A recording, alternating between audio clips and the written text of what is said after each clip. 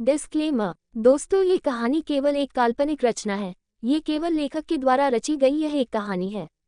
इसका वास्तविक जीवन से कोई भी संबंध नहीं है। लेकिन अगर फिर भी इस कहानी के नाम, पात्र, जगह या कोई दृश्य किसी वास्तविक जीवन से मिलते हैं तो ये केवल एक संयोग है।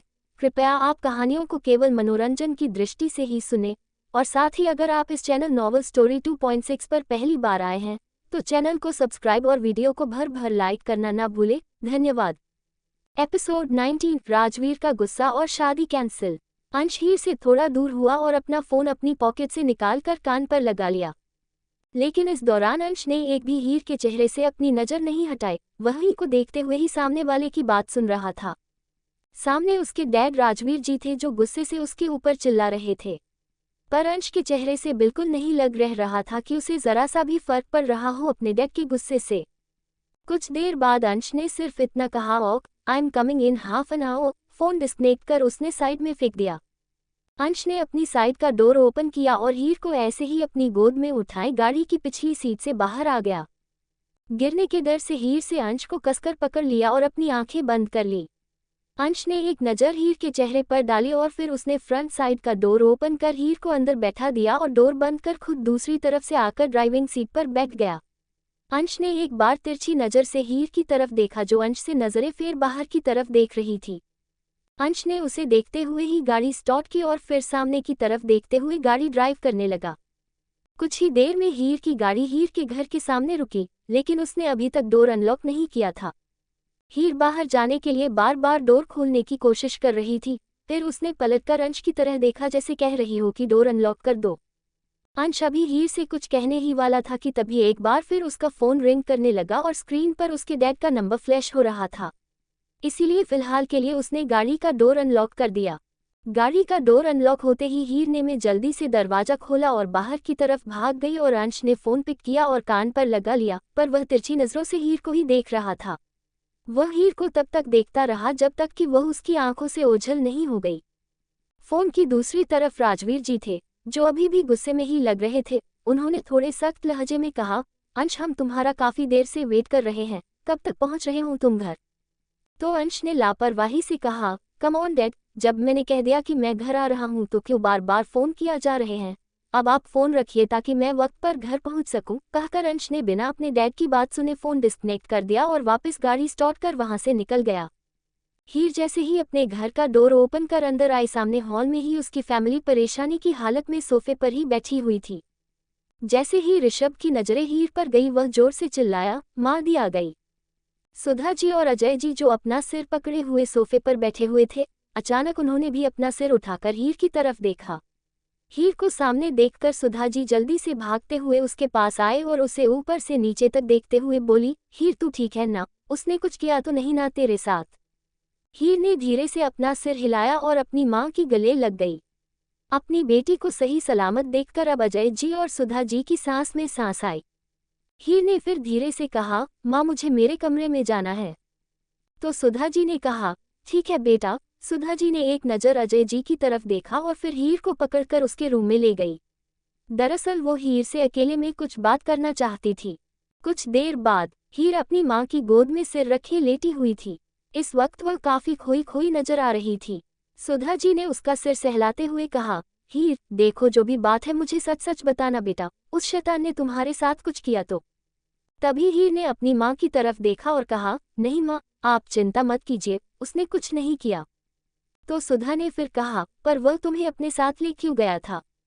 तो हीर ने एक गहरी सांस ली और कहा, वो सिर्फ आप लोगों को परेशान करना चाहता था, बस इसीलिए। मां, मैं बहुत थक चुकी हूँ और सोना चाहती हूँ। दरअसल हीर अंदर ही अंदर बहुत परेशान थी और अंश ने जो कुछ भी उससे कहा था वह सब अपनी मां को बताकर वह उन्हें परेशान नहीं करना चाहती थी, क्योंकि वह अपने माँ बाप की हालत देख रही थी। सुधा ने कहा, बेटा, मैं तुम्हारे लिए खाना ले आती हूँ। तो हीर ने कहा, नहीं माँ, मुझे भूख नहीं है, बस मुझे सोना है, मैं बहुत थक चुकी हूँ।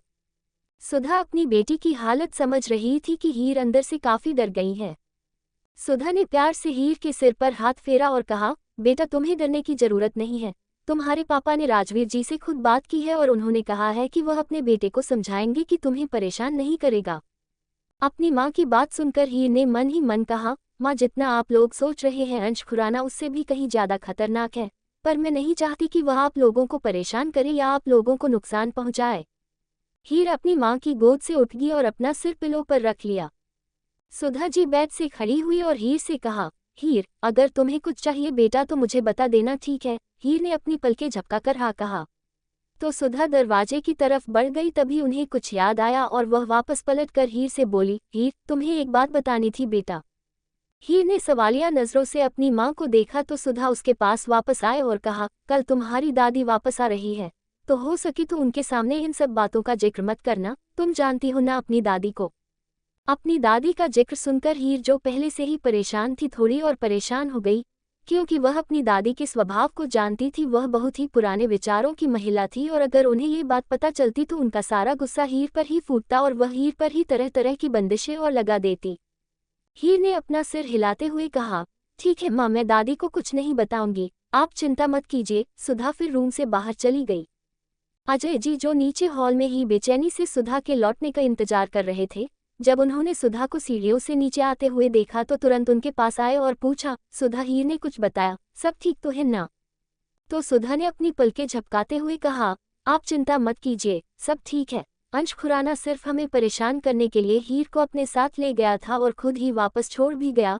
फिलहाल आप ये सोचिए कि कल माँ जी वापस आ रही हैं, उन्हें इस बारे में पता नहीं चलना चाहिए, वरना आप जानते हैं ना उनका स्वभाव। तो अजय जी ने कहा, ठीक है, कल माँ से इस बारे में कोई भी जिक्र नहीं करेगा। हीर अपने रूम में पिलो में अपना मुंह छिपाए रो रही थी। उसकी आंखों से बहते आंसू तकिए को भिगो रहे थे। अंश की बातें बार बार उसे परेशान कर रही थी। खुराना मैंशन का माहौल इस वक्त काफी गरमाया हुआ था। अंश आराम से सोफे पर एक पैर पर दूसरा पर चढ़ाए अपना फोन देख रहा था। स्वर्णा जी भी थोड़ी परेशानी की हालत में सोफे पर बैठी हुई थी। शिवांश भी उनके पास ही बैठा हुआ था। वहीं शिवी भी स्वर्णा जी के पीछे ही खड़ी हुई थी और राजवीर इस वक्त से गुस्से से अंश को घूर रहे थे। राजवीर ने थोड़ा गुस्से से अंश से कहा, अंश, मैं कब से तुमसे कुछ पूछा रहा हूँ, तुम कुछ जवाब क्यों नहीं दे रहे हो? अंश ने नजर उठाकर अपने डैड की तरफ देखा, फिर फोन को साइड में रखते हुए कहा, डैड, आप क्वेश्चन ये सब पूछ रहे हैं तो भला मैं उसका क्या जवाब दूं? आप कह रहे हैं कि मैं उस सिंघानिया की बेवकूफ़ बेटी से शादी करूंगा कि नहीं?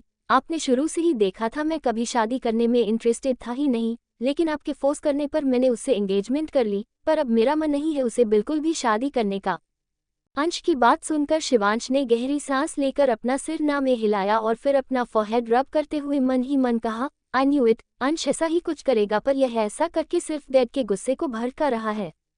वही अंश की बात सुनकर स्वर्णा हैरानी से अंश को देखने लगी। उसने अंश से पूछा, अंश, कहीं ये सब तुम उस लड़की के लिए तो नहीं कर रहे हो? तो अंश ने अपनी माँ की तरफ देखा और कुछ देर चुप रहने के बाद कहा, शायद इसका एक बड़ा रीजन ये भी हो सकता है, लेकिन वैसे भी मैं उस निशा सिंघानिया से शादी करने में कभी इंटरेस्टेड था ही नहीं और अब तो मुझे एक रीजन भी मिल चुका है, तो यह शादी कैंसिल।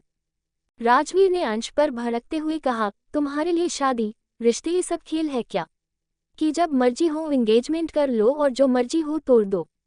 अंश अपने डैड के सवालों से इरिटेट हो रहा था। वो खड़ा हुआ और अपनी पॉकेट में दोनों हाथ डाले हुए बोला, आप लोग सिर्फ यही चाहते हैं ना कि मैं शादी कर लूं, तो ठीक है, मैं शादी कर लूंगा, पर उस निशा सिंघानिया से नहीं।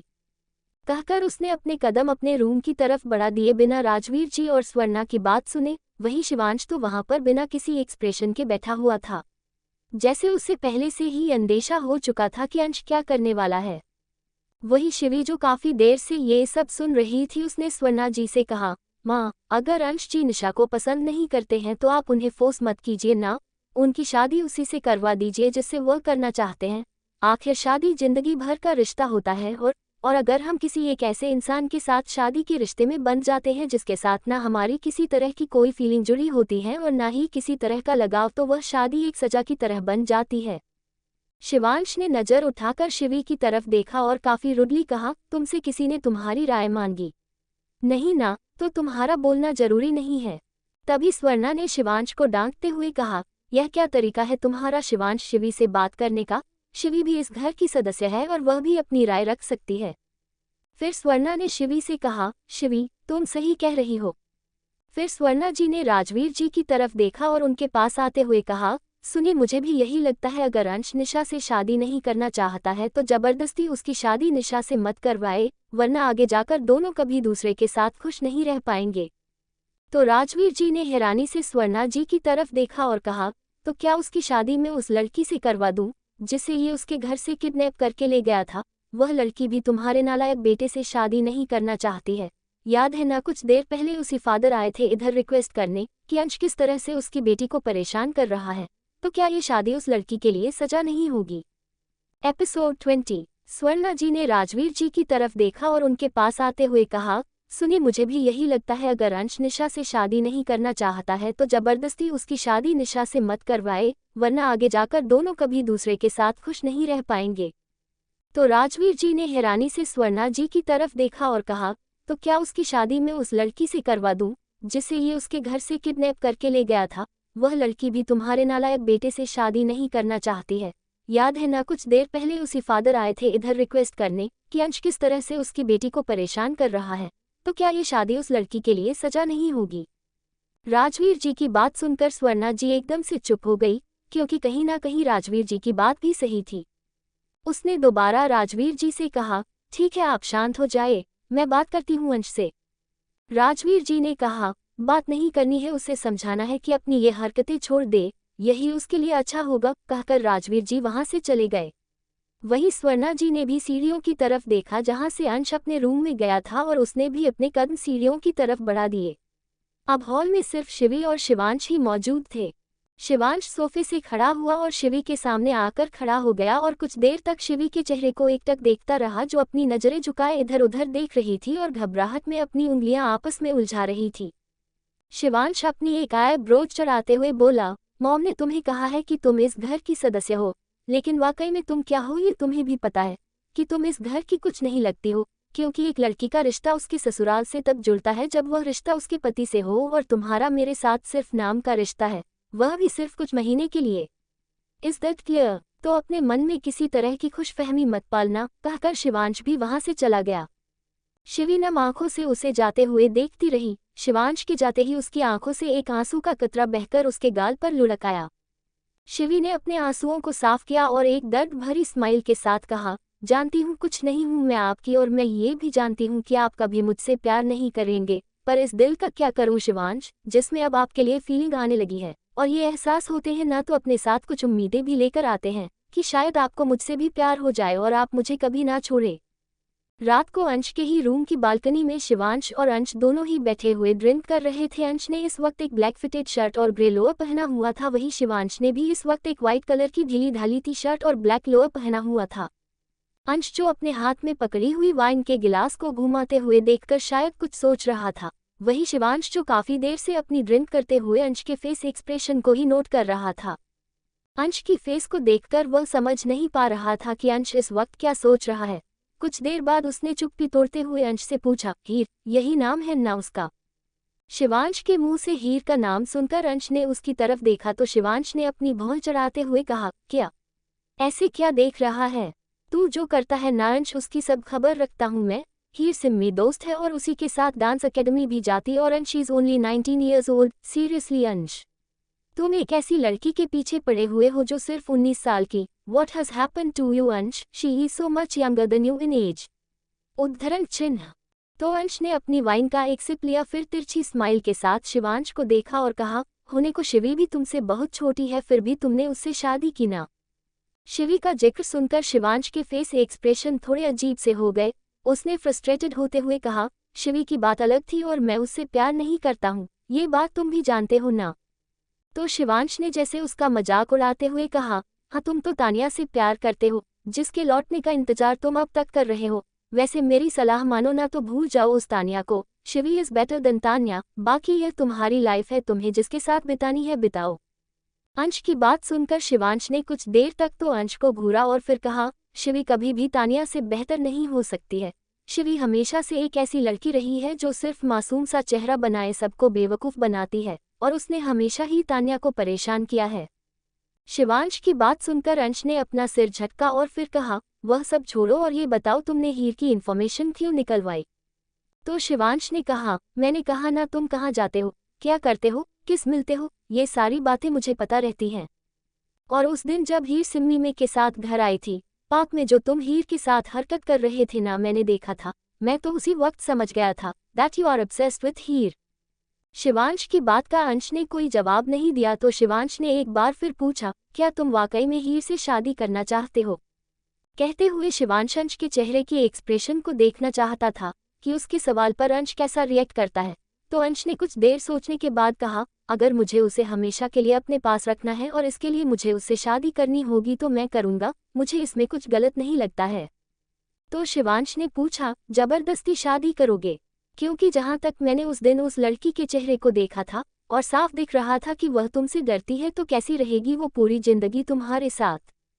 शिवांश की बात सुनकर अंश ने अपना ड्रिंक का ग्लास टेबल पर रखा और जाकर रेलिंग के पास खड़ा हो गया और अपनी पॉकेट में दोनों हाथ डाले आसमान की तरफ देखते हुए कहा, अच्छा ही है ना कि डरती है, इसीलिए कभी हिम्मत नहीं कर पाएगी मुझे छोड़कर जाने की, और चाहे वह मुझसे डरे या मुझ पर गुस्सा करे, बीवी तो मेरी वही बनेगी। अंश की बातों से शिवांश समझ गया था कि अंश ने कहीं ना कहीं यह फैसला कर लिया है और अगर उसने ठान लिया है तो वैसा करके ही रहेगा, फिर उसे कोई नहीं रोक सकता। इसलिए उसने गहरी सांस ली और सोफे खड़े होते हुए कहा, फाइन, जब तुमने सोच ही लिया है तो फिर कोई क्या कर सकता है। अच्छा, गुड नाइट, चलता हूँ, कहकर शिवांश वहां से चला गया। वहीं अंश अभी भी आसमान की तरफ एकटक देखते हुए कुछ सोच रहा था। उसे तो आसमान में भी हीर की वही खूबसूरत नीली आंखें नजर आ रही थी जिसे देखकर अंश मदहोश होने लगता था। उसने अपनी आंखें बंद की और एक जुनूनियत से उसका नाम पुकारा, हीर। वही हीर जो अपने रूम में बिल्कुल सिमटी हुई सी सो रही थी। अचानक ही झटके से उसकी नींद खुल गई और उसने अपने आसपास देखा। उसे लगा जैसे किसी ने उसका नाम पुकारा हो, पर वहां कोई भी नहीं था। इसलिए हीर को लगा कि शायद उसने कोई सपना देखा है, इसीलिए वापस उसने पिलो पर अपना सिर रख लिया और ब्लैंकेट को मुंह तक ओढ़कर वापस सो गई। तारांकन शिवी सोफे पर ही लेटे हुए आंखें बंद किए सोने की कोशिश कर रही थी, पर उसे नींद नहीं आ रही थी। वह बार बार करवटें बदल रही थी। उसके जहन में बार बार शिवांश की बातें ही चल रही थी। शिवांश अपने जहर बुझे शब्दों से शिवी का दिल दुखाने में कोई कसर नहीं छोड़ता था। तभी शिवी को अतीत में हुई एक घटना याद आई जब शिवी सिर्फ 16 साल की थी और शिवांश 22 साल का। शिवी माथुर परिवार की छोटी बेटी थी और तानिया बड़ी बेटी। शिवी और तानिया दोनों ही बहनें थीं, सगी नहीं सौतेली। शिवी मिस्टर माथुर की नाजायज बेटी थी। तान्या शिवी से 4 साल बड़ी थी। शिवी की मां की डेथ तभी हो गई थी जब शिवी सिर्फ 7 साल की थी। शिवी की मां की डेथ के बाद उसके डैड उसे माथुर परिवार में ले आए थे, लेकिन माथुर परिवार में कोई भी शिवी को पसंद नहीं करता था। शिवी सबकी आंखों में खटकती थी, वही तान्या हमेशा ही प्रिंसेस की तरह रहती थी। पर शिवी सब कुछ चुपचाप बर्दाश्त करती थी, क्योंकि उसे पता था कि अगर वह माथुर परिवार से निकाल दी जाती है तो फिर उसका इस दुनिया में कोई भी नहीं है, वह अकेली कहाँ जाएगी। उसके डैड ने उसे माथुर परिवार में रहने की परमिशन तो दे दी थी, लेकिन इस शर्त पर कि वह कभी भी माथुर परिवार पर अपना हक नहीं जताएगी। इसके बदले में उसके डैड उसकी एजुकेशन और उसके भरण पोषण का सारा खर्चा उठाने को तैयार थे और यहाँ तक कि उसे माथुर परिवार में रहने भी दिया जाएगा। शिवी उसमें भी खुश थी। जब शिवी 18 साल की हुई तब वह अब्रॉड चली गई थी हायर एजुकेशन के लिए। शिवी पढ़ने में बहुत इंटेलिजेंट थी। उसने सोच लिया था कि अपनी पढ़ाई पूरी करेगी, उसके बाद वो जॉब करेगी और फिर वह माथुर परिवार को हमेशा के लिए छोड़ देगी। वो खुद अपनी पैरों पर खड़ी होगी और किसी के सहारे नहीं रहेगी। शिवांश अक्सर तान्या से मिलने के लिए घर आया करता था। एक दिन जब शिवांश तान्या से मिलने उसके घर आया तो तान्या के हाथ में चोट लगी हुई थी, जहां से ब्लड आ रहा था। घर पर इस वक्त कोई मौजूद नहीं था। तान्या के हाथ में ब्लड देखकर शिवांश एकदम से परेशान हो गया। वहीं शिवी भी परेशानी की हालत में थोड़ी दूर खड़ी हुई थी और थोड़ी डरी हुई भी लग रही थी। शिवांश ने तान्या का हाथ पकड़ते हुए कहा, ये क्या हुआ तान्या, और यह चोट कैसे लगी तुम्हें? शिवांश को देखकर तान्या की आंखों में आंसू आ गए और वह रोते हुए बोली, कुछ नहीं शिवांश, पता नहीं शिवी को मुझसे क्या दिक्कत है। दरअसल शिवी एक लड़के से मिलती है, तो मैंने सिर्फ शिवी को इतना ही समझाया था कि ये उसकी उम्र नहीं है अभी यह सब करने की, उसे अपनी पढ़ाई पर ध्यान देना चाहिए। पर पता नहीं इसे इतना गुस्सा आया कि इसने फ्रूट बास्केट से चाकू उठाकर मेरे हाथ पर मार दिया। शिवांश तान्या की बात सुनकर गुस्से से शिवी को देखने लगा। फिर उसने आप देखा ना ताव आगे बढ़कर एक जोरदार थप्पड़ शिवी के नाजुक गाल पर लगा दिया। शिवी वही फर्श पर ही गिर गई और अपने गाल पर हाथ रख डरी हुई नजरों से शिवांश को देख रही थी, जो जलती हुई नजरों से उसे ही देख रहा था। शिवांश के थप्पड़ मारने से शिवी के नाजुक से होठों पर कट लग गया था, जहां से ब्लड भी बह रहा था। शिवांश ने उसे वार्न करते हुए कहा, तुम्हें मैंने पहले भी कहा है कि मेरी तानिया को हर्ट मत किया करो, लेकिन तुम हो कि अपनी हरकतों से बाज ही नहीं आती हो। आइंदा से तुमने अगर मेरी तानिया को चोट पहुंचाई तो इसी चाकू से मैं तुम्हारी जान ले लूंगा, समझी। एपिसोड 21। शिवांश तानिया की बात सुनकर गुस्से से शिवी को देखने लगा। फिर उसने आप देखा ना ताव आगे बढ़कर एक जोरदार थप्पड़ शिवी के नाजुक गाल पर लगा दिया। शिवी वही फर्श पर ही गिर गई और अपने गाल पर हाथ रख डरी हुई नजरों से शिवांश को देख रही थी, जो जलती हुई नजरों से उसे ही देख रहा था। शिवांश के थप्पड़ मारने से शिवी के नाजुक से होठों पर कट लग गया था, जहां से ब्लड भी बह रहा था। शिवांश ने उसे वार्न करते हुए कहा, तुम्हें मैंने पहले भी कहा है कि मेरी तानिया को हर्ट मत किया करो, लेकिन तुम हो कि अपनी हरकतों से बाज ही नहीं आती हो। आइंदा से तुमने अगर मेरी तानिया को चोट पहुंचाई तो इसी चाकू से मैं तुम्हारी जान ले लूंगा, समझी। अब आगे शिवी ने कुछ बोलना चाहा, लेकिन तभी एकदम से चुप हो गई और उसने अपनी नजरें झुका ली। उसकी मासूम सी आंखों से टप टप करके आंसू बहने लगे, पर उसकी हिम्मत नहीं हुई कुछ भी बोलने की। वही शिवांश वापस तानिया के पास आया और कहा, चलो इसकी ड्रेसिंग करनी होगी। तानिया ने अपना सिर हाँ में हिलाया और फिर वह शिवांश के साथ चली गई। शिवी बेचारी वही फर्श पर बैठे हुए सुबक रही थी, क्योंकि उसे पता था कि उसे चुप कराने कोई भी नहीं आएगा। फ्लैशबैक एंड तभी साइड में रखा फोन रिंग होते ही अचानक से शिवी अतीत से वर्तमान में लौट आई। उसने सर घुमाकर अपने फोन की तरफ देखा और उठकर फोन रिसीव कर लिया। सामने वाले की आवाज सुनकर शिवी एकदम खुशी से उछल पड़ी। निखिल, तुम, इतने वक्त बाद तुमने मुझे फोन किया, क्या मुझे भूल गए थे? लगता है तुम्हें बिल्कुल अपने दोस्त की याद नहीं आई, शिवी ने शिकायती लहजे में कहा। फोन की दूसरी तरफ निखिल था। दरअसल निखिल शिवांश के साथ ही कॉलेज में था और शिवी के डैड के दोस्त का बेटा भी था। निखिल हमेशा शिवी का काफी अच्छा दोस्त रहा था और एक हमदर्द भी। एक निखिल ही तो था जिससे शिव अपने दिल की सारी बातें शेयर कर लेती थी। उसकी जिंदगी में सिर्फ दो ही लोग थे, रिया और निखिल। सामने से निखिल ने कहा, बस करो शिवी यार, फोन रिसीव करते ही तुम्हारी शिकायत शुरू हो गई। वैसे तुमने मुझे कितना याद कर लिया, बताओ जरा। मुझे पता चला तुमने शादी कर ली और अपने बेस्ट फ्रेंड को ही नहीं बताया। शादी का जिक्र सुनकर शिवी भी थोड़ी सी उदास हो गई, लेकिन फिर भी उसने अपनी उदासी छिपाते हुए कहा, वह सब इतनी जल्दी हो गया ना निखिल, की कुछ मौका ही नहीं मिला। अच्छा, तुम एब्रॉड से कब वापस आ रहे हो? तो निखिल ने कहा, वापस आ रहा हूँ? अरे मैं तो एब्रॉड से वापस आ भी गया कल ही, और अब तुमसे मिलना चाहता हूँ। बोलो कब मिल रही हो मुझसे? शिवी ने कहा, कल ही मिलते हैं ना, मैं रिया को भी बुला लूंगी, फिर हम तीनों अपनी उसी पुरानी वाली जगह पर मिलेंगे जहां बैठकर हम लोग ढेर सारी गप्पे मारते थे। तो निखिल ने हंसते हुए कहा, हाँ यह आइडिया बहुत अच्छा है तुम्हारा, चलो फिर कल हम वहीं मिलते हैं और उस मोटी को भी इन्फॉर्म कर देना। तो शिवी ने हंसते हुए कहा, ठीक है कर दूंगी इन्फॉर्म, और यह भी बता दूंगी कि तुमने उसे मोटी कहा है। शिवी के ऐसा कहने पर निखिल जोर से ठहाका लगाकर हंस पड़ा। फिर शिवी ने फोन डिस्कनेक्ट किया और अभी वह फोन रखने के लिए पलटी ही थी कि तभी उसके सामने शिवांश खड़ा हुआ था, जो एक्सप्रेशन लेस फेस के साथ उसे ही देख रहा था। शिवांश को अपने सामने देखकर शिवी एकदम से सहम गई, क्योंकि शिवांश का चेहरा भले ही शांत था, लेकिन उसकी आंखें कुछ और ही बयां कर रही थी। फिर शिवांश ने तिरछी नजरों से शिव के हाथ में पकड़े हुए फोन को देखा और फिर शिवी से पूछा, निखिल था ना ये? तो शिवी ने धीरे से अपना सिर हाँ में हिलाया। तो शिवांश ने अपना एक कदम शिवी की तरह बढ़ाते हुए कहा, तो तुम उससे मिलने वाली हो, है ना?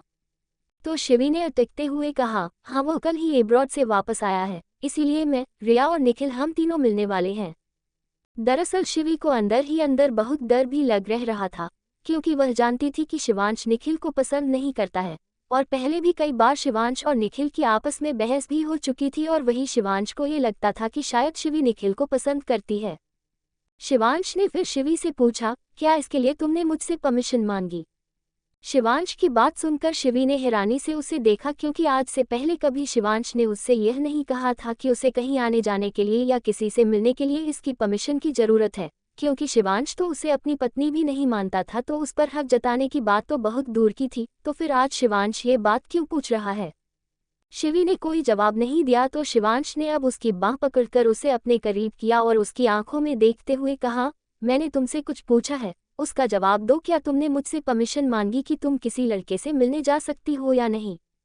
तो शिवी ने लड़खड़ाए हुई आवाज में कहा, पर शिवांश वह तो मेरा दोस्त है ना, और आपने मुझे कभी भी मेरे किसी दोस्त से मिलने से मना नहीं किया, इसीलिए मैंने शिवी आगे कुछ बोलती है तभी शिवांश ने उसके होठों पर अपनी उंगली रख दी और कहा, जितना मैंने पूछा सिर्फ उतना ही जवाब दो, वह भी सिर्फ हाँ या ना में। तुमने मुझसे परमिशन नहीं मांगी। शिवी ने धीरे से अपना सिर ना में हिलाया तो शिवांश ने उससे टोंट मारते हुए कहा, तो तुम किससे पूछकर अपने आशिक से मिलने जा रही थी, बोलो। शिवांश की बात सुनकर शिवी हैरानी से शिवांश को देखने लगी। तो शिवांश ने अब उसकी बाहों पर अपनी पकड़ कसते हुए कहा, ऐसे क्या देख रही हो, जैसे मैं तुम्हारे बारे में कुछ जानता नहीं हूँ। हाँ, मुझे पता है शिवी कि तुम किस तरह के कैरेक्टर की लड़की हो। तुम्हें लड़कों के साथ घूमना फिरना, उनके साथ अफेयर करना बहुत पसंद है ना?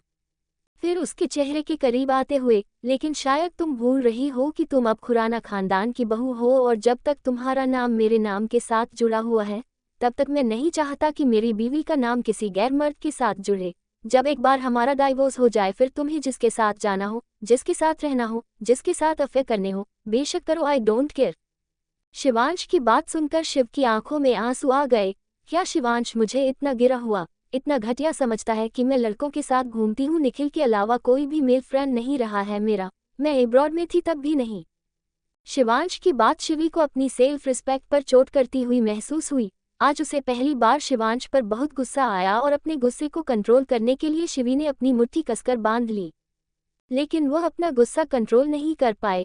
उसने शिवांश की तरफ गुस्से से देखा और कहा, आप मेरे साथ शादी में रहते हुए तानिया दी के लौटने का इंतजार कर रहे हैं। घंटों बैठकर आप उनकी फोटो को निहारते रहते हैं। तब आपको ये ख्याल नहीं आता है कि आप मेरे पति हैं और जब तक हमारा डिवोर्स नहीं हो जाता है तब तक आपको किसी गैर लड़की के बारे में नहीं सोचना चाहिए। लेकिन आप ऐसा करते हैं तब खुराना खानदान की इज्जत पर आंच नहीं आती है। फिर यह सब नियम मेरे लिए ही क्यों? शिवांश शिवी की बात सुनकर कुछ पल के लिए तो हैरान हो गया, क्योंकि आज तक शिवी ने कभी भी इस लहजे में बात नहीं की थी, या ये कहे उससे नज़र मिलाकर तक बात नहीं की थी। वह शिवी को पिछले 10 सालों से जानता था, लेकिन आज शिवी जिस तरह से जवाब दे रही थी यह सोचकर ही शिवांश का पारा एकदम से हाई हो गया। उसने दांत पीसते हुए कहा, आज अपने उस दोस्त से बात क्या कर ली? बहुत गट्स गए हैं तुम में कि तुम मुझे ऐसे जवाब दोगी। हाँ, या फिर मैंने अब तक तुम पर पति होने का हक नहीं जताया तो इसीलिए तुम खुद को आज़ाद फील कर रही हो? फिर शिव की बाह मोड़कर उसकी पीठ से लगाते हुए, मैंने तुम्हारे साथ अब तक कुछ नहीं किया शिवी, इसकी वजह जानती हो? क्योंकि तुम मेरी नज़र में घटिया लड़की हो और पता नहीं आज से पहले कितने लोगों के साथ। शिवांश से आगे कुछ बोलता शिवी की बर्दाश्त करने की हद पार हो चुकी थी। उसने गुस्से से एक जोरदार थप्पड़ शिवांश के गाल पर मारा और चीखते हुए बोली, हाउ डरे you target my dignity and my self respect. मेरे लिए मेरी इज्जत से बढ़कर कुछ नहीं है। आपको मेरे बारे में जितना उल्टा सीधा बोलना है बोलिए, लेकिन मेरी सेल्फ रिस्पेक्ट पर उंगली उठाने का हक मैं किसी को नहीं देती हूँ, आपको भी नहीं मिस्टर शिवांश खुराना। शिवी के थप्पड़ मारने से शिवांश का चेहरा एक तरफ झुक गया, वही उसकी आंखें इस वक्त गुस्से से लाल हो गई। उसने कभी नहीं सोचा था कि यह नाजुक सी दिखने वाली लड़की जो उसके सामने हमेशा डरी सहमी रहती है उस पर हाथ भी सकती है। शिवांश ने जलती हुई नजरों से शिवी की तरफ देखा, तुम्हारी इतनी हिम्मत कि मुझ पर हाथ उठाओगी? तुम्हें आज दिखा ही देता हूँ शिवांश खुराना क्या चीज है, कहकर शिवांश ने शिवी को बेड पर धकेल दिया। शिवी मुंह के बल बेड पर गिरी। वो समझ गई थी कि अब शिवांश उसे नहीं छोड़ेगा, क्योंकि उसने उसे हद से ज्यादा गुस्सा दिला दिया है। उसने पलटकर शिवांश की तरफ देखा जो इस वक्त उसे किसी शैतान से कम नहीं लग रहा था। उसे तो अब तक समझ नहीं आ रहा था कि शिवांश को उसके निखिल से मिलने पर इतना गुस्सा आ क्यों रहा है। आज से पहले शिवांश ने कभी उसकी लाइफ में इंटरफेयर नहीं किया था, तो फिर आज ही क्यों? पर शिवी ये भी जानती थी कि शिवांश का गुस्सा बहुत खतरनाक है, वो गुस्से में क्या कर जाए ये उसे भी पता नहीं होता। इसीलिए अब शिवी को शिवांश से बहुत डर लग रहा था। शिवी जैसे ही बेड से उठने लगी है, शिवांश उसके ऊपर आ गया और इसके दोनों हाथों को बेड पर प्रेस करते हुए उसके चेहरे की तरफ झुकते हुए कहा, पति होने का हक लिया नहीं है तो इसका मतलब यह नहीं है शिवी कि मैं वो हक ले नहीं सकता हूँ। जब तक तुम मेरे साथ शादी में हो मैं वो हक हर रात तुमसे ले सकता हूँ, और तुम मुझे रोक भी नहीं सकती, क्योंकि इसमें कुछ गलत भी नहीं है। कहने के साथ ही शिवांश ने अपने होंठ शिवी की नेक पर रख दिए और उसे बुरी तरह से बाइट करने लगा, जिस वजह से शिव के मुंह से दर्द भरी चीखें निकलने लगी। वह रोते हुए गिड़गिड़ा रही थी, शिवांश प्लीज मत कीजिए ऐसा, प्लीज मुझे माफ कर दीजिए, मैं कभी ऐसे नहीं बोलूंगी, प्लीज मुझे छोड़ दीजिए। एपिसोड 22। शिवी जैसे ही बेड से उठने लगी है, शिवांश उसके ऊपर आ गया और इसके दोनों हाथों को बेड पर प्रेस करते हुए उसके चेहरे की तरफ झुकते हुए कहा, पति होने का हक लिया नहीं है तो इसका मतलब यह नहीं है शिवी कि मैं वो हक ले नहीं सकता हूँ, जब तक तुम मेरे साथ शादी में हो मैं वो हक हर रात तुमसे ले सकता हूँ, और तुम मुझे रोक भी नहीं सकती, क्योंकि इसमें कुछ गलत भी नहीं है। कहने के साथ ही शिवांश ने अपने होंठ शिवी की नेक पर रख दिए और उसे बुरी तरह से बाइट करने लगा, जिस वजह से शिव के मुंह से दर्द भरी चीखें निकलने लगी। वह रोते हुए गिड़गिड़ा रही थी, शिवांश प्लीज मत कीजिए ऐसा, प्लीज मुझे माफ कर दीजिए, मैं कभी ऐसे नहीं बोलूंगी, प्लीज मुझे छोड़ दीजिए। शिवी के गिड़गिड़ाने का शिवांश पर कोई असर नहीं हो रहा था। उसके ऊपर तो जैसे अब एक शैतान हावी था, जो शिवी को सिर्फ दर्द पहुंचाना चाहता था। शिवांश के बाइट करने की वजह से शिवी की नाजुक सी स्किन पर काफी सारे रेड मार्क्स बन गए थे, जो शिवांश की गई बेरहमी का सबूत थे। वही शिवी रोए जा रही थी। शिवांश ने शिव के दोनों हाथों को उसके सिर के ऊपर कर उसकी नाजुक गालों को कसकर पकड़ा और एक खतरनाक स्माइल के साथ कहा, इतना क्यों रो रही हो, तुम्हें तो इन सब चीजों की आदत होगी ना। कहने के साथ ही उसने शिवी के नाजुक होंठों पर अपने होंठ रख दिए और उन्हें बड़ी बेरहमी से चूमने लगा। वो उन्हें किसके साथ बाइट भी कर रहा था। दर्द की वजह से शिवी की आंखों के किनारे से आंसू बह रहे थे। वो खुद को काफी बेबस महसूस कर रही थी। उसे ऐसा लग रहा था जैसे शिवांश उसके होठों को चबा ही जाएगा। कुछ देर बाद शिवांश ने शिवी के होठों को छोड़ दिया। शिवांश के इतना बेरहमी से किस करने की वजह से शिवी के होंठ लाल सुर्ख हो गए थे और उसमें कट भी लग गया था, जहां से हल्का हल्का ब्लड आ रहा था। शिव का छोटा सा मासूम सा चेहरा जो रोने की वजह से बिल्कुल लाल हो गया था और रोते रोते उसकी हिचकियां बंद गई थी।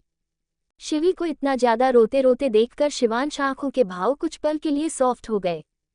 उसकी नज़र शिवी के होठों पर गई जो बुरी तरह से सूज थे और जिस पर कट भी लग गया था।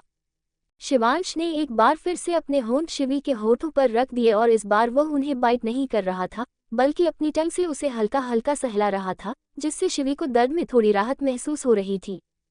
काफी देर तक शिवांश उसके होठों को ऐसे ही सहलाता रहा और फिर काफी सॉफ्टली उसे किस करने लगा। शिवांश के ऐसे किस करने शिवी अब धीरे धीरे रिलैक्स होने लगी थी और उसका रोना भी अब बंद हो गया था। शिवांश ने जब महसूस किया कि शिवी का रोना बंद हो गया है तो उसने एक बार फिर अपना चेहरा उठाकर शिवी की आंखों में देखा जो रोने से लाल हो गई थी, लेकिन फिर भी भीगी पलकों की वजह से वह बहुत खूबसूरत लग रही थी। शिवांश ने धीरे से मगर थोड़ा सख्त लहजे में कहा, जब बर्दाश्त नहीं कर पाते हो तो मुझे गुस्सा मत दिलाया करो और आइंदा से मुझसे इस लहजे में बात मत करना, वरना अगली बार अपनी हद पार करने से पहले मैं सोचूंगा भी नहीं। कहकर शिवांश झटके से शिवी के ऊपर से उठ गया और बिना शिवी की तरफ देखे रूम से बाहर चला गया। शिवी ने नम आंखों से शिवांश को जाते हुए देखा और बेड पर ही खुद को समेटकर काफी देर तक लेटी रही। उसका शरीर अभी भी डर से कांप रहा था। शिवी को शिवांश के साथ एक ही रूम में रहते 3 महीने का वक्त बीत चुका था। शिवांश उस पर गुस्सा करता था, उसे हद भी करता था, पर शिवांश ने कभी भी उसे इस तरह से नहीं छुआ था। शिवी को भी आज शिवांश का बिहेवियर समझ नहीं आया कि आखिर उसने ऐसा क्यों किया। सोचते सोचते ही शिवी की आंखें नींद से बंद हो गई।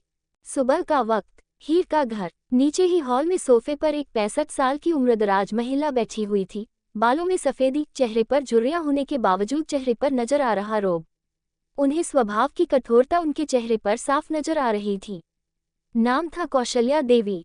ये हीर की दादी थी, जो कुछ देर पहले ही हरिद्वार से लौटी थी। दरअसल इनका पुश्तैनी मकान हरिद्वार में था और साल के 1-2 महीने कौशल्या देवी वहीं बिताकर आती थी। यह उनका हर साल का नियम था। अजय जी जो वहीं बैठे हुए थे, उन्होंने अपनी माँ से पूछा, माँ सफ़र में कोई दिक्कत तो नहीं हुई ना? तो कौशल्या जी ने मुंह बिचकाते हुए कहा, दिक्कत तो होगी ही ना बेटा, अब शरीर बूढ़ा हो गया है, घुटनों में भी दर्द रहता है, मुझसे अब ये सफ़र नहीं होता है। अब तो मैं सोच रही हूँ क्यों ना वो पुश्तैनी मकान को बेच देते हैं।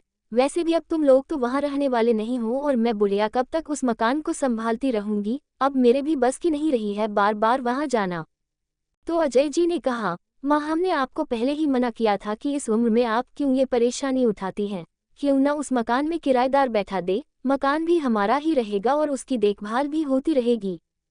तो कौशल्या जी ने कहा, ये तुम सही कह रहे हो, एक काम करो, आज ही तुम अनिल को फ़ोन करके बोल दो कि वह हमारे मकान के लिए कोई किराएदार ढूंढ दे, ताकि हम भी इस चिंता से मुक्त हो। तो अजय जी ने कहा, ठीक है माँ, मैं आज ही अनिल से बात कर लूँगा। तभी सुधा जी किचन से चाय नाश्ते की ट्रे लेकर बाहर आए और उनके सामने टेबल पर रखते हुए बोली, लीजिए माँ जी, यह आपके लिए अदरक वाली मसालेदार चाय। कौशल्या जी ने सुधा के हाथ से चाय का कप ले लिया और पीते हुए वो हीर की तरफ देखने लगी जो सोफे पर ही बैठी हुई थोड़ी गुमसुम सी लग रही थी। कौशल्या जी ने चाय का एक घूंट भरा और हीर से पूछा, हीर, मैं जब से आई हूँ तब से देख रही हूँ तुम काफी गुमसुम नजर आ रही हो, तुम्हारी तबीयत तो ठीक है ना? कौशल्या जी की बात सुनकर सुधा जी ने थोड़ी घबराहट से अजय जी की तरफ देखा, तो अजय जी ने अपनी पलकें झपकाकर कर उसे शांत रहने के लिए कहा और फिर अपनी माँ से कहा, कुछ भी नहीं माँ, हीर डांस अकेडमी जाती है ना, तो थोड़ा थक जाती है, बस उसी वजह से, और कल इसकी तबीयत थोड़ी ठीक नहीं थी। फिर अजय जी ने हीर से कहा, हीर बेटा, अगर तुम्हारी तबीयत ठीक नहीं है तो तुम आज कॉलेज मत जाओ। तो हीर ने कहा, नहीं पापा, मेरी तबीयत अब ठीक है, मैं कॉलेज चली जाऊंगी, वैसे भी मेरा घर पर मन नहीं लगेगा। कौशल्या जी ने मुंह बनाते हुए कहा, तुम अभी भी डांस सीखने जाती हो क्या? बेटा, क्या जरूरत नाच गाना सीखने की, सीधा सीधा पढ़ाई कर ली होती, वैसे भी 1-2 साल बाद तुम्हारी शादी हो जाएगी और फिर तुम्हें वहां जाकर ससुराल ही तो संभालना है। तो सुधा जी ने कहा, माँ जी रहने दीजिए ना, बच्ची है, जो करने का मन है अभी कर लेने दीजिए, शादी के बाद कौन सा ये सब कर पाएगी। तो कौशल्या जी ने मुंह बनाते हुए कहा, सुधा तुझे भी समझ नहीं है क्या? अरे इस उम्र में लड़कियों को चूल्हा चौका संभालना सिखाया जाता है, ना कि ये नाच गाना। कौशल्या जी की बात सुनकर सुधा चुप हो गई, क्योंकि वो जानती थी कि उसकी सास को अपनी बात समझाना मतलब दीवार से सिर मारने के बराबर है।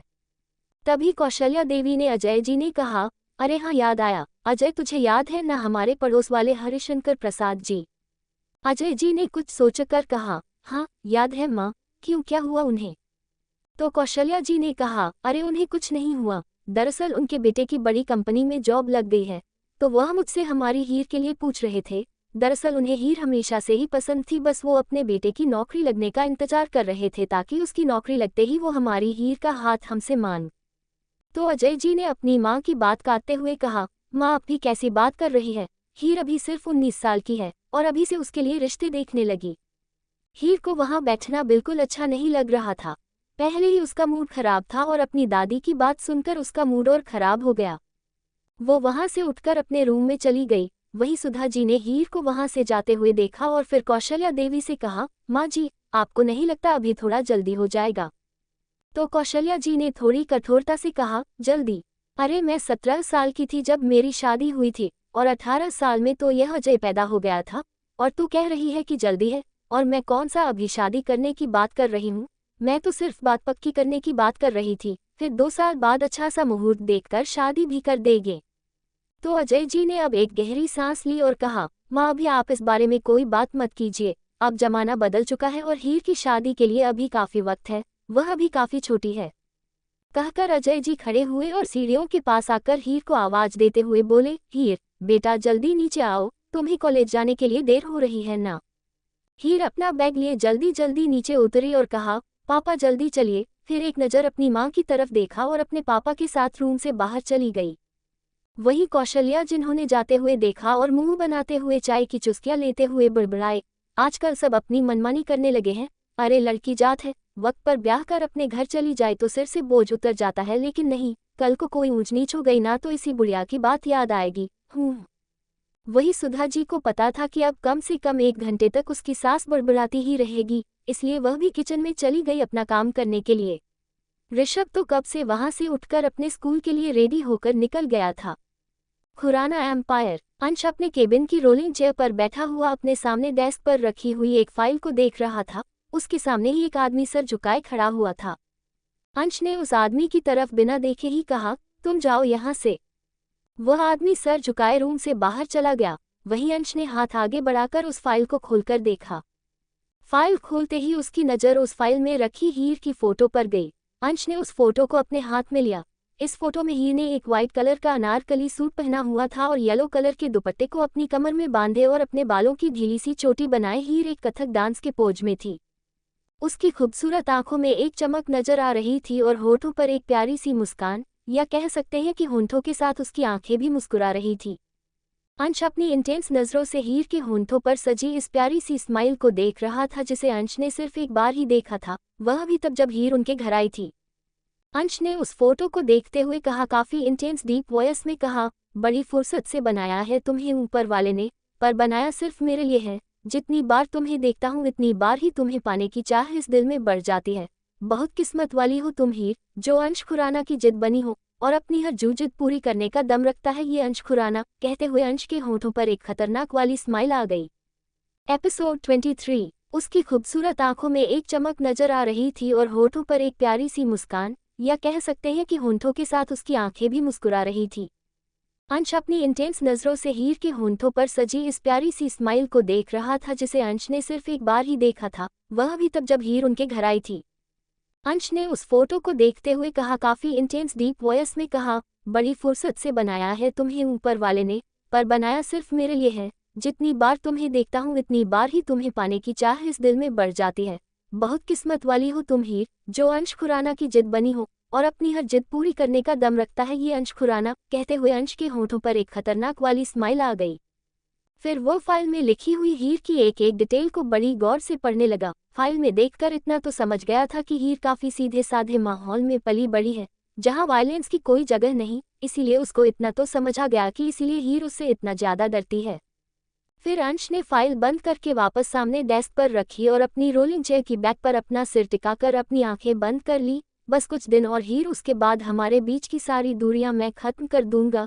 कुछ दिन अपनी जिंदगी की आज़ादी के जी लो तुम, फिर तो तुम्हें अंश खुराना की कैद में आना ही है। बोलते हुए अंश के होठों पर एक खतरनाक वाली स्माइल आ गई।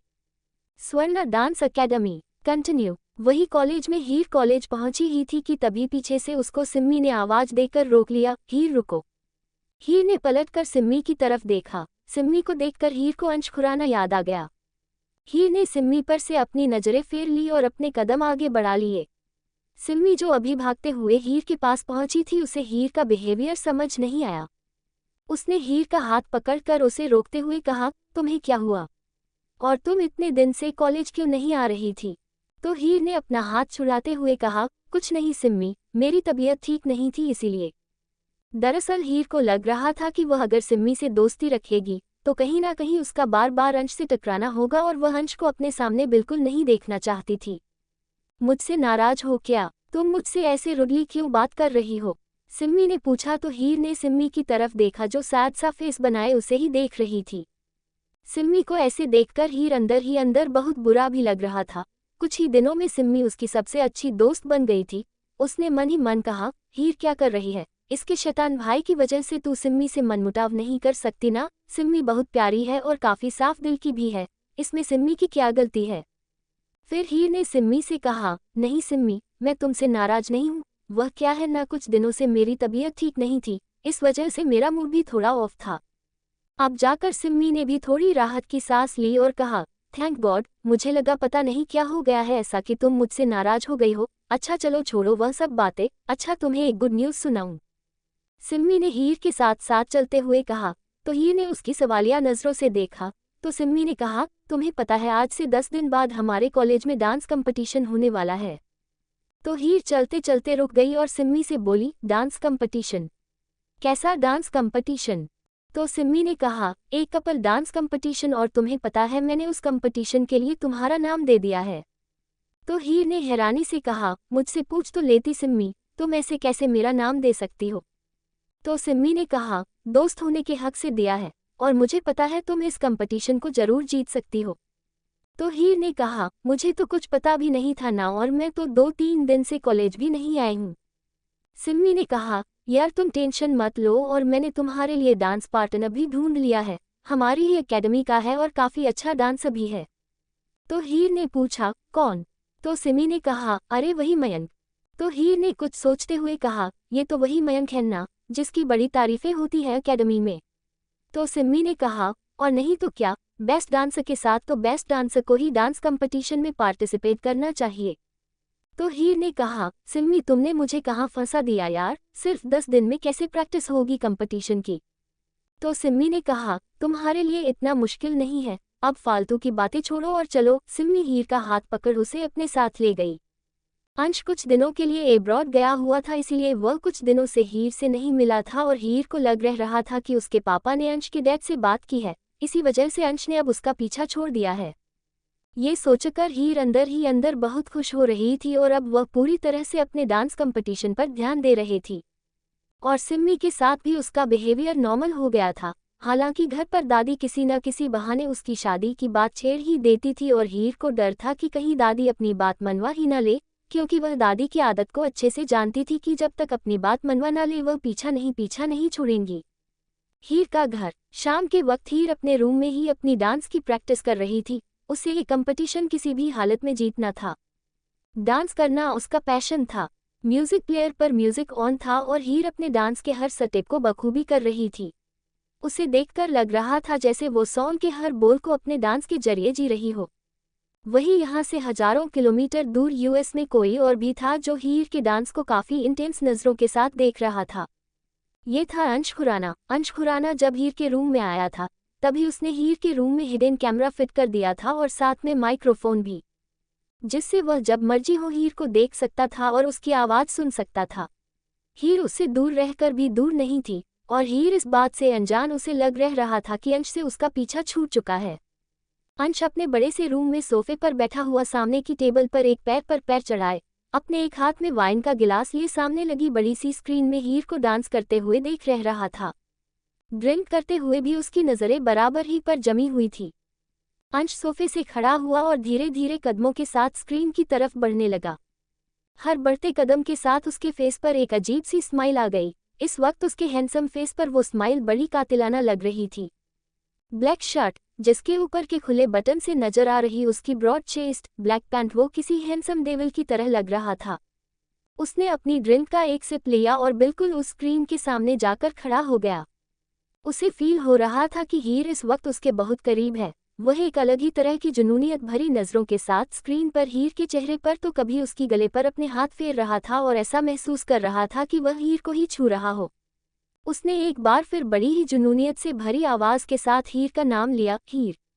उसकी आवाज़ में एक अलग ही कशिश थी, उसकी एक अलग ही जुनूनियत महसूस हो रही थी। और इसी जुनूनियत भरी आवाज़ में उसने कहा, तुम सिर्फ मेरी हो हीर, रूह से भी और जिस्म से भी, अब चाहे इसे हक समझ लो या मेरी जिद। दूसरी तरफ इंडिया में हीर, जिसके पैर अब तक म्यूजिक प्लेयर पर बजने वाले सॉन्ग के हर बोल के बड़ी ही खूबसूरती से थिरक रहे थे कि अचानक से वह लड़खड़ा गई, पर गिरने से पहले ही उसने खुद को संभाल लिया और अपने सीने पर हाथ रख लिया। उसे अपने दिल की एकदम से धड़कनें बढ़ी हुई सी महसूस हुई। वो लंबी लंबी सांस लेते हुए अपने आसपास देखने लगी। उसे ऐसा लगा जैसे कोई था उसके आसपास। वही अंश ने जब हीर के हर एक्सप्रेशन को नोट किया तो उसके होठों पर भी एक तिरछी स्माइल आ गई। मैं चाहे तुमसे कितना भी दूर रहूं, मेरी मौजूदगी का एहसास तुम्हें हर पल होगा और तुम इसे एहसास से कभी बच नहीं सकती। कहने के साथ ही अंश के होठों पर एक खतरनाक वाली स्माइल आ गई। सुवर्णा डांस अकेडमी कॉलेज में कंपटीशन की तैयारी अब जोरों शोरों पर थी। हीर और उसका पार्टनर मयंक दोनों ही इस डांस कंपटीशन में अपने कॉलेज को रिप्रेजेंट करने वाले थे, इसीलिए वह पूरा वक्त प्रैक्टिस में ही बिताते थे। सभी को पूरी उम्मीद थी कि यह जोड़ी इस कंपटीशन जरूर जीतेगी, खासकर हीर की वजह से, क्योंकि हीर के हर डांस मूव्स काफी कमाल के होते थे। अंश अपने केबिन में बैठा हुआ सामने खड़े हुए आदमी को बुरी तरह से घूर रहा था। वह आदमी अंश की नज़रों से अंदर ही अंदर डर से कांप रहा था। उसने थोड़ी हिम्मत जुटाकर कहा, मिस्टर खुराना, आप ये सही नहीं कर रहे हैं। मैं ऑलरेडी उस जमीन की डील किसी और से फाइनल कर चुका हूँ, तो अब मैं वह जमीन आपको कैसे दे सकता हूँ। तो अंश ने अपनी डेस्क रखे पेपर वेट को घुमाते हुए कहा, वह सब मैं कुछ नहीं जानता। मुझे वह जमीन किसी भी कीमत पर चाहिए। जितने में तुमने उस जमीन की कीमत तय की है उससे 3 गुनी ज़्यादा कीमत मैं तुम्हें दूंगा। तो सामने खड़े आदमी ने थोड़ा घबराई हुई आवाज में कहा, पर अब तो कुछ भी नहीं हो सकता, क्योंकि मैं उनसे एडवांस भी ले चुका हूँ। तो अंश अपनी जगह से खड़ा हुआ और इस आदमी के सामने खड़ा हो गया और कहा, होने को बहुत कुछ हो सकता है अगर मैं चाहूँ तो, लेकिन मैं चाहता हूँ कि यह काम पीसफुली हो जाए बिना किसी वायलेंस के, वरना आप भी जानते हैं कि जो चीज़ मुझे पसंद आ जाए उसे मैं किसी भी हालत में हासिल कर ही लेता हूँ। तभी डेस्क पर रखा अंश का फ़ोन पर मैसेज टोन रिंग करने लगी। तो अंश ने तिरछी नज़रों से पहले मिस्टर वर्मा की तरफ देखा और डेस्क के पास आकर अपना फ़ोन उठा लिया। उसमें कुछ मैसेज थे। अंश वह नंबर इग्नोर नहीं कर सकता था, इसलिए उसने मैसेज ओपन किया। उसमें कुछ पिक थी जो अंश को सेंड की गई थी। अंश हर एक पिक को देखने के लिए स्क्रीन को स्क्रॉल करता ही जा रहा था, लेकिन इसी के साथ उसका फेस एकदम डार्क होता गया और उसकी आंखों में गुस्सा उतर आया। अंश ने अपनी पकड़ फ़ोन पर कसते हुए मन ही मन कहा, how dare she do this, now she will have to face punishment. उद्धरण चिन्ह। अंश ने अपने असिस्टेंट की तरफ देखा जो कुछ ही दूरी पर खड़ा हुआ था। अंश ने उसे ऑर्डर देने वाली टोन में कहा, मुझे आज ही इंडिया वापस जाना होगा, बाकी अब इस डील को तुम खुद हैंडल करो और तुम्हें पता है ना कि तुम्हें क्या करना है। तो उसके असिस्टेंट ने जल्दी से अपना सिर हाँ में हिलाया और कहा, जी सर, जैसा आप चाहते हैं वैसा ही होगा। इसके बाद अंश ने चेयर की बैकरेस्ट पर टंगे हुए अपने कोट को उठाया और रूम से बाहर निकल गया। एपिसोड 24। अंश ने अपनी पकड़ फोन पर कसते हुए मन ही मन कहा, how dare she do this, now she will have to face punishment. उद्धरण चिन्ह। अंश ने अपने असिस्टेंट की तरफ देखा जो कुछ ही दूरी पर खड़ा हुआ था। अंश ने उसे ऑर्डर देने वाली टोन में कहा, मुझे आज ही इंडिया वापस जाना होगा, बाकी अब इस डील को तुम खुद हैंडल करो और तुम्हें पता है ना कि तुम्हें क्या करना है। तो उसके असिस्टेंट ने जल्दी से अपना सिर हाँ में हिलाया और कहा, जी सर, जैसा आप चाहते हैं वैसा ही होगा। इसके बाद अंश ने चेयर की बैकरेस्ट पर टंगे हुए अपने कोट को उठाया और रूम से बाहर निकल गया। इंडिया स्वर्ण डांस अकेडमी। ड्रेसिंग रूम में सिम्मी हीर की ड्रेस सही करते हुए बोली, हीर तुम तो वाकई में असली वाली प्रिंसेस लग रही हो, बहुत ही खूबसूरत प्रिंसेस जो फेरी टेल्स में आती है। हीर ने खुद को मिरर में देखते हुए कहा, हाँ यार, यह ड्रेस वाकई बहुत प्यारी है, लेकिन बहुत ज़्यादा टाइट है। दरअसल हीर ने एक वाइट कलर का प्रिंसेस गाउन पहना हुआ था, उसमें हीर वाकई में फेरी टेल्स की प्रिंसेस की तरह ही लग रही थी। हीर और मयंक जिस सॉन्ग पर डांस करने वाले थे, दरअसल वह एक डांस एक्ट था जिसमें एक डेविल और एक स्वीट एंजल की लव स्टोरी दिखाई जा रही थी। इसीलिए मयंक को ब्लैक कलर का ट्रैक्सीडो सूट पहनना था और हीर को ऑफ वाइट कलर का प्रिंसेस गाउन। सिम्मी ने फिर सामने रखे ड्रेसिंग टेबल से एक वाइट कलर का मास्क उठाया जो बहुत ही खूबसूरत लेस से बना हुआ था। उसे हीर की आंखों पर एक बांधते हुए कहा, तुम्हारा नंबर जल्दी आने वाला है, खुद को अच्छे से प्रिपेयर रखो। तो हीर ने थोड़ा नर्वस होते हुए कहा, पर सिम्मी मुझे थोड़ी घबराहट हो रही है, मैंने आज तक इतने सारे लोगों के सामने परफॉर्म नहीं किया है, ये पहली बार है जो मैं इतने लोगों के सामने डांस कर रही हूँ। तो सिम्मी हीर के आगे आकर खड़ी हो गई और उसका हाथ थामते हुए बोली, तुझे घबराहट हो रही है ना, तो 3-4 बार लंबी लंबी सांस ले, इससे तुम रिलैक्स फील करोगी। तो हीर ने कहा, अभी तो ठीक है, लेकिन जैसे ही मैं इतने सारे लोगों को देखूंगी तो मैं सांस लेना ही भूल जाऊंगी, रिलैक्स होना तो बहुत दूर की बात है, हीर ने नर्वस होते हुए कहा। तो सिम्मी ने उसे समझाते हुए कहा, तू सोचना ही मत कि वहां पर और लोग हैं, तू बस ये सोचना कि बस वहां पर मयंक और तुम दोनों हो, सिंपल। इससे तुम्हें घबराहट भी नहीं होगी और तुम अपना परफॉर्मेंस भी अच्छे से दे पाओगी। हीर ने कहा, कोशिश करूंगी। तभी एक लड़की ने अंदर आते हुए कहा, हीर जल्दी स्टेज पर चलो, तुम्हारा नंबर आने वाला है, कहकर वह लड़की चली गई। हीर ने फिर से सिम्मी की तरफ देखा तो सिम्मी ने अपनी पलकें झपकाते हुए कहा, रिलैक्स हीर, घबराने की जरूरत नहीं है, और जो मैंने कहा है सिर्फ वही करना, अब चलो। कहकर सिम्मी ने हीर का हाथ पकड़ा और उसे अपने साथ रूम से बाहर ले गई। मयंक और हीर की डांस परफॉर्मेंस से पहले 4 परफॉर्मेंस पहले हो चुकी थी। हीर और मयंक के नाम की अनाउंसमेंट स्टेज पर हो चुकी थी। हीर ने सिम्मी की तरफ देखा तो सिम्मी ने अपनी पलकें झपकाकर उसे स्टेज की तरफ जाने का इशारा किया। सिम्मी ने हाँ में सिर हिलाया और एक गहरी सांस लेकर खुद को शांत किया और स्टेज के बीचों बीच जाकर खड़ी हो गई। पर्दा अभी गिरा हुआ था और हीर मयंक के आने का वेट कर रही थी। हीर को वहां खड़े हुए कम से कम 1 मिनट का वक्त बीत चुका था और जब तक मयंक वहां नहीं आता पर्दा हटाया नहीं जा सकता था, इसीलिए हीर वहां खड़ी हुई और स्टेज के पीछे खड़े बाकी के टीचर्स भी मयंक के आने का वेट कर रहे थे। एक डांस टीचर ने कहा, यह मयंक गया कहाँ, वह तो रेडी था ना। तो दूसरी लड़की ने कहा, मैं अभी देख कर आती हूँ। अभी वह लड़की वहां से जाने ही वाली थी कि तभी एक टॉल एंड हैंडसम सा लड़का ब्लैक टैक्सिडो सूट में और आंखों पर ब्लैक कलर का मास्क लगाए अपने कदम बढ़ाते हुए हीर की तरफ बढ़ने लगा। हीर ने जब उस लड़के को अपने पास आते हुए देखा तो कुछ पल के लिए उसकी धड़कनें एक बार फिर से तेज हो गई। वो शख्स वाकई में एक डेविल प्रिंस की तरह लग रहा था और उसका ऑरा भी काफी स्ट्रांग नजर आ रहा था। हीर को पता नहीं क्यों डाउट हो रहा था कि ये मयंक नहीं है। वो अभी इसी उधेड़बुन में थी कि वह शख्स आकर हीर के बिल्कुल करीब खड़ा हो गया। यह कोई और नहीं, हमारा डेविल अंश खुराना था। अंश इस वक्त हीर के बहुत करीब खड़ा हुआ था और दोनों ही एक दूसरे की आंखों में देख रहे थे। अंश का ऑरा ही इतना स्ट्रांग था कि हीर उसकी मौजूदगी को आंख बंद किए भी पहचान सकती थी कि उसके सामने खड़ा हुआ शख्स अंश खुराना है। अंश के पास आने से हीर की धड़कनें डर की वजह से फिर बढ़ने लगी और उसकी आंखों में उसका खौफ साफ नजर आने लगा। वह अंश को पहचान चुकी थी, वही अंश एक जुनूनियत के साथ हीर को ही देख रहा था। हीर जैसे ही वहां से जाने के लिए मुड़ी, अंश ने उसकी कमर में हाथ रख उसे अपने करीब कर लिया। हीर हकलाते हुए बोली, आप यहाँ। अंश के होठों पर एक डेविल वाली स्माइल आ गई और उसने कहा, यस आई एम हियर। फिर अपनी आंखों को थोड़ा सिकुड़ते हुए, क्यों तुम किसी और कोई इमेजिन कर रही थी, कहने के साथ ही अंश की पकड़ हीर की कमर पर कस गई, जिस वजह से हीर के मुंह से एक हल्की सी आह निकली। अंश ने धीरे से उसके कान की तरफ झुकते हुए कहा, लेट्स डांस बेबी। इसी के साथ स्टेज पर से पर्दा उठ गया। दोनों पर ही इस वक्त एक स्पॉटलाइट पड़ रही थी जिसमें सिर्फ वह दोनों ही नजर आ रहे थे। वाकई में वह दोनों एक डेविल और एंजल ही लग रहे थे। तभी वहां बैकग्राउंड म्यूजिक ऑन हो गया और एक रोमांटिक बॉलीवुड सॉन्ग प्ले होने लगा। हीर ने पहले घबराए नजरों से ऑडियंस की तरफ देखा और फिर अंश की तरफ। उसे तो जहां लग रहा था कि अंश खुराना नाम के डेविल से उसका पीछा छूट चुका है, लेकिन अंश खुराना एक बार फिर उसके सामने था और उसके बहुत करीब। अब हीर को ऑडियंस से नहीं बल्कि अंश खुराना से डर लग रहा था। सॉन्ग जन्म जन्म जन्म, साथ चलना यूं ही, कसम तुम्हें कसम, आके मिलना यहीं, एक जान है भले दो बदन हो जुदा, मेरी हो के हमेशा ही रहना, कभी ना कहना अलविदा। अंश हीर के साथ जैसे डांस कर रहा था और डांस के जरिए वह उसे जैसे छू रहा था, इससे हीर की पूरी बॉडी में सनसनी से दौड़ रही थी।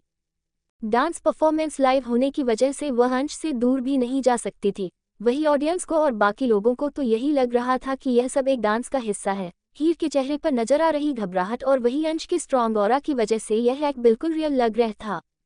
मेरी सुबह हो तुम ही और तुम ही शाम हो, तुम दर्द हो तुम ही आराम हो, मेरी दुआओं से आती है बस ये सदा, मेरी हो के हमेशा ही रहना, कभी ना कहना अलविदा। अंश जिस तरह से डांस करते वक्त हीर की बाहों को, तो कभी उसकी कमर को, तो कभी उसकी नेक को अपनी उंगलियों से सहला रहा था, ये सब हीर के लिए बर्दाश्त करना मुश्किल हो रहा था। वह तो बस यह इंतजार कर रही थी कि कब परफॉर्मेंस खत्म हो और वो यहाँ से भाग जाए।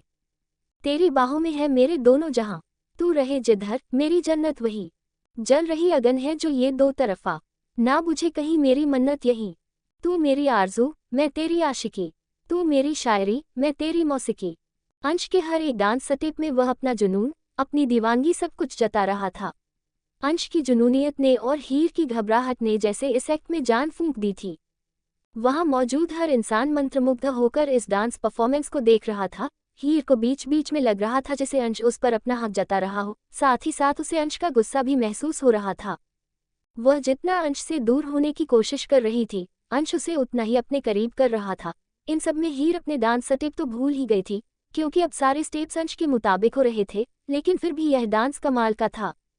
तलब तलब तलब बस तेरी है मुझे, नसों में तू नशा बन के घुलना यूं ही, मेरी मोहब्बत का करना हक ये अदा, मेरी हो के हमेशा ही रहना, कभी ना कहना अलविदा, मेरी सुबह हो तुम ही। अंश सॉन्ग के हर लफ्ज को जैसे हीर के साथ जी रहा था और उसे जता रहा था कि तुम चाह कर भी मुझसे कभी दूर नहीं जा सकती हीर, क्योंकि तुम पर सिर्फ और सिर्फ अंश खुराना का हक है, और यह शायद हीर भी महसूस कर रही थी।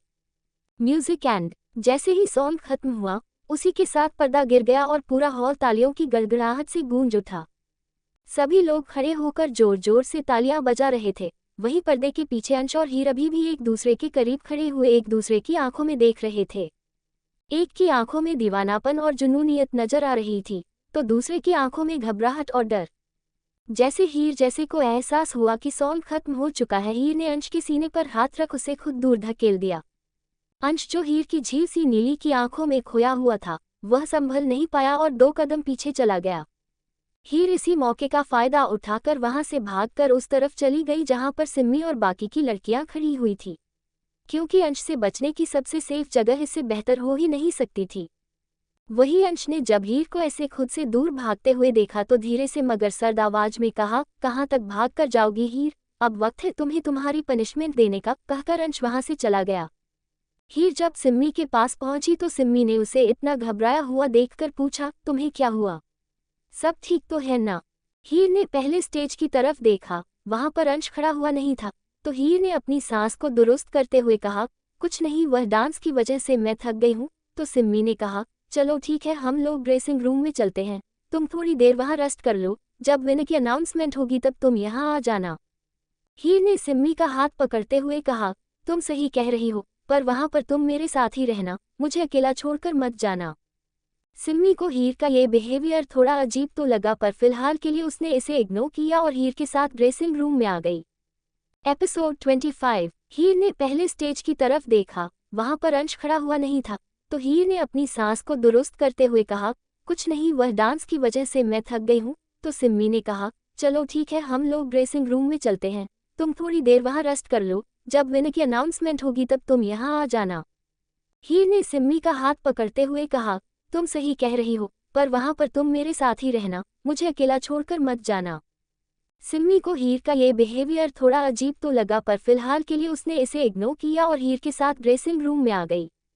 ड्रेसिंग रूम में आकर सिम्मी ने हीर को गले से लगाते हुए कहा, वाह हीर, क्या परफॉर्मेंस थी यार, एकदम आग लगा दी स्टेज पर। हीर का ध्यान तो अभी भी अंश की तरफ ही था। उसे पता नहीं क्यों अंश की आंखों में आज एक अलग ही तरह का गुस्सा नजर आ रहा था, जो उसके लिए तो बिल्कुल सही नहीं था। उसके दिमाग में तो यही चल रहा था कि अंश क्या करने वाला है और वह यहाँ क्यों आया, क्या वह वापस उसे परेशान करने के लिए आया है। तभी सिम्मी ने कहा, हीर कहाँ खो गई? मैं कब से तुमसे बात कर रही हूँ यार, और तुम हो कि मेरी किसी बात का जवाब ही नहीं दे रही हो। हीर ने सिम्मी की तरफ देखा और कहा, हाँ तुम क्या कह रही थी? तो सिम्मी ने अपने माथे पर हाथ रखा और कहा, हीर तुम भी ना। अरे मैं कह रही थी कि आज कमाल की परफॉर्मेंस थी तुम्हारी, मुझे तो लग रहा है फर्स्ट प्राइज तुम और मयंक ही जीतने वाले हो। तभी हीर को याद आया कि अगर वहाँ अंश था तो फिर मयंक कहाँ है। हीर ने सिम्मी से पूछा, सिम्मी मयंक कहाँ है? तो सिम्मी ने अजीब से एक्सप्रेशन के साथ कहा, मयंक अभी स्टेज पर ही तो था, वह भी चेंज करने ड्रेसिंग रूम में चला गया होगा। अब तुम फालतू की बातें छोड़ो और जल्दी से चेंज करो, अभी कभी भी बुलावा आ सकता है। कहकर सिम्मी ने उसे चेंजिंग रूम की तरफ भेज दिया। वहीं हीर ड्रेस चेंज करते हुए भी यही सोच रही थी कि कहीं अंश ने मयंक के साथ कुछ किया तो नहीं, क्योंकि वह अंश को इतना तो समझ गई थी कि अंश बहुत ही खतरनाक है और वह किसी को भी कभी भी नुकसान पहुंचा सकता है। कुछ देर बाद हीर चेंज करके वापस बाहर आई तो सिम्मी ने कहा, हीर जल्दी चलो, विनर की अनाउंसमेंट होने वाली है। हीर ने अपना सिर हाँ में हिलाया और दुपट्टे को गले से डालकर सिम्मी के साथ रूम से बाहर आ गई। स्टेज पर एंकर के साथ में चीफ गेस्ट भी खड़े हुए थे। वही स्वर्णा जी भी आज की यह परफॉर्मेंस देखने के लिए आई थी। दरअसल यह अकेडमी स्वर्णा जी की ही थी। किसी वक्त में स्वर्णा जी को डांस का बहुत शौक था और उनका सपना था खुद की डांस अकेडमी खोलने का, और उन्होंने ऐसा किया भी। कुछ ही वक्त में उनकी यह डांस अकेडमी इंडिया की टॉप डांस अकेडमी में आने लगी। कुछ ही देर बाद एंकर ने हीर और मयंक के नाम की अनाउंसमेंट की। दोनों ही इस डांस कंपटीशन को जीत गए थे और फर्स्ट आए थे। हाँ, ये बात अलग है कि हीर के अलावा कोई नहीं जानता था कि स्टेज पर मयंक की जगह अंश ने हीर के साथ परफॉर्म किया था। ये सुनकर अकेडमी के बाकी स्टूडेंट जोर जोर से क्लैपिंग के साथ हूटिंग भी करने लगे। सिम्मी ने तो खुश होकर हीर को टाइट हग किया और कहा, आई न्यू इट, तुम इस कंपटीशन को जरूर जीतोगी। सिम्मी की बात सुनकर हीर के फेस पर भी स्माइल आ गई। तभी टीचर ने कहा, हीर जल्दी से स्टेज पर जाओ, तुम्हारा नाम बुलाया जा रहा है। हीर जो स्टेज की तरफ जाने ही वाली थी कि तभी रुककर उसने टीचर से पूछा, मैम वह मयंक कहाँ है? उसे भी तो ये प्राइज मेरे साथ लेना चाहिए ना। तो मैम ने कहा, वह घर चला गया है, उसकी तबीयत थोड़ी ठीक नहीं थी इसीलिए। तभी हीर और मयंक के नाम फिर से पुकारे गए तो हीर ने जल्दी से अपने कदम स्टेज की तरफ बढ़ा दिया। स्वर्णा जी भी स्टेज पर आ गई थी। स्वर्णा जी ने मुस्कुराकर हीर से कहा, I am proud of you Heer, तुमने ये कंपटीशन जीतकर हमारी एकेडमी का नाम रोशन किया है और वाकई में तुम्हारी परफॉर्मेंस बहुत अच्छी थी। हीर ने भी एक स्माइल के साथ कहा, थैंक्स आंटी। स्वर्ण जी ने और चीफ गेस्ट ने अपने हाथों से हीर को प्राइज दिया। हीर की नज़र एक बार फिर ऑडियंस की तरफ गई और हीर ने सभी ऑडियंस को माइक पर थैंक्स कहा और एक छोटी सी स्पीच भी दी। इसी के साथ वहां पर एक बार फिर से तालियों का शोर गूंजने लगा। हीर ट्रॉफी लेकर वापस सिम्मी के पास आ गई और सिम्मी ने उसके हाथ से ट्रॉफी लेते हुए कहा, आखिर इस ट्रॉफी पर मेरी दोस्त का ही तो नाम लिखा था। फिर सिम्मी ने हीर से कहा, हीर चलो ना सेलिब्रेट करते हैं, आखिर तुम्हारी जीत हुई है। तो हीर ने कहा, नहीं सिम्मी, मैं अभी बहुत थक गई हूँ तो मैं अभी घर जाना चाहती हूँ। तो सिम्मी ने कहा, यह क्या बात हुई है, तुमने इतने वक्त से इतनी मेहनत की, इसके लिए एक ट्रीट तो बनती है ना यार, सिम्मी ने जिद करते हुए कहा। तो हीर ने सिम्मी को समझाते हुए कहा, सिम्मी ऐसा करते हैं ना, कल सेलिब्रेट करते हैं, अभी मुझे घर जाना है। दरअसल हीर का मूड इस वक्त बहुत खराब हो गया था अंश की वजह से, इसीलिए वह जल्द से जल्द घर जाना चाहती थी। तो सिम्मी ने भी सोचा कि हीर शायद थक गई है इसीलिए वो अभी घर जाना चाहती है, इसीलिए अब उसने जिद नहीं की और कहा, ओके बाबा, पर कल मैं तुम्हारा कोई बहाना नहीं सुनूंगी, कल तो तुम्हें मुझे ट्रीट देनी ही होगी। हीर ने अपना सिर हाँ में हिलाया और कहा, मैं ड्रेसिंग रूम से अपना बैग लेकर आता हूँ। सिम्मी ने कहा, ठीक है, तब तक मैं मॉम से मिलकर आती हूँ। कहकर सिम्मी वहां से चली गई और हीर वहां से ड्रेसिंग रूम की तरफ चली गई। हीर ड्रेसिंग रूम में आए और अपना बैग ढूंढने लगी। अरे यही तो रखा था, कहाँ गया? तभी उसे कोने की एक चेयर पर ही अपना बैग रखा हुआ मिला। ओ ये रहा, मैं भी ना चीज रखकर कभी कभी भूल जाती हूँ, कहकर हीर बैग उठाने के लिए उस तरफ गई। तभी उसे रूम का डोर जोर से बंद होने की आवाज आई। तो हीर ने पलटकर डोर की तरफ देखा और हैरानी से उसकी आंखें बड़ी हो गई, क्योंकि बंद दरवाजे के पास अंश खड़ा हुआ था, जो अपने पॉकेट में हाथ डाले उसे ही देख रहा था। अंश को रूम में देखकर हीर का दिल एकदम धक से रह गया। उसने बड़ी मुश्किल से कहा, आप यहाँ पर क्या कर रहे हैं? पर अंश ने उसकी बात का कोई जवाब नहीं दिया और अपने कदम हीर की तरफ बढ़ाने लगा। अंश के पास आने की वजह से हीर डर से अपने कदम पीछे ले रही थी। उसने घबराई नजरों से उसे देखते हुए कहा, देखिए, आप मेरे पास मत आइए, वहीं रुक जाए। हीर अपने कदम पीछे लेती जा रही थी, पर अंश बिना किसी एक्सप्रेशन के उसकी आंखों में देखते हुए उसी की तरफ आ रहा था। पीछे की तरफ जाते हुए हीर दीवार से लग गई। उसके पास अब पीछे जाने की कोई जगह नहीं थी। उसने पीछे की तरफ देखा और वापस अंश की तरफ। वही अंश उसके बहुत करीब आकर खड़ा हो गया। हीर डरी हुई आंखों से अंश की आंखों में देख रही थी। अंश ने अपने दोनों हाथ हीर के सिर के अगल बगल टिका दिए और उसके चेहरे की तरफ झुकने लगा। मैंने आपसे कहा ना कि मुझसे दूर रहिए। हीर ने अंश के सीने पर हाथ रखा और उसे खुद से दूर करने की कोशिश करने लगी। वही अंश को जैसे हीर की बात से कोई फर्क नहीं पड़ रहा था। वह हीर के चेहरे के करीब और करीब झुकता ही जा रहा था। हीर के लिए तब सांस लेना भी मुश्किल हो रहा था। तभी अंश ने अपनी मैग्नेटिक वॉइस में धीरे से कहा, now is the time to punish you. Heer को अंश की बात समझ नहीं आ रही थी कि वह किस पनिशमेंट की बात कर रहा है और क्यों।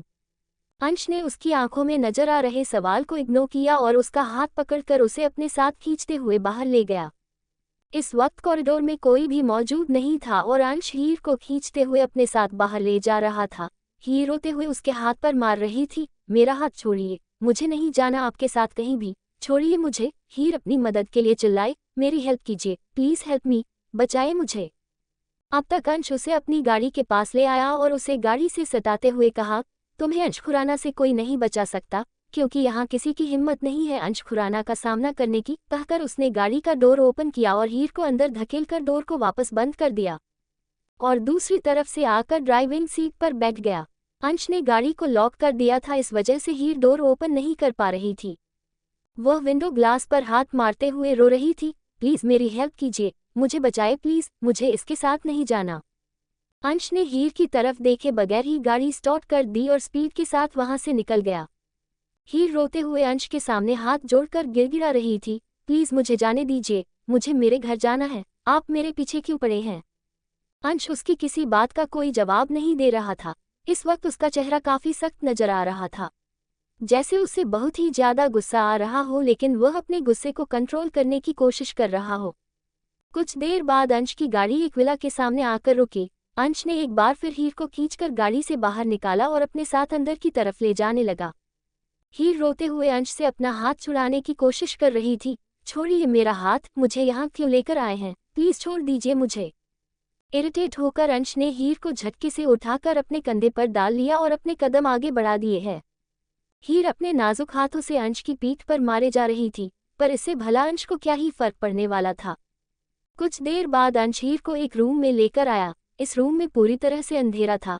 अंश ने झटके से हीर को नीचे उतारा और उससे कुछ कदम दूर चला गया।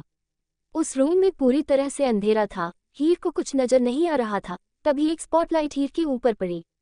आज के लिए बस इतना ही। कैसा लगा आज का एपिसोड कमेंट बॉक्स में जरूर बताना और हमारे चैनल नॉवल स्टोरी 2.6 को ऐसे ही सपोर्ट करते रहिएगा। धन्यवाद।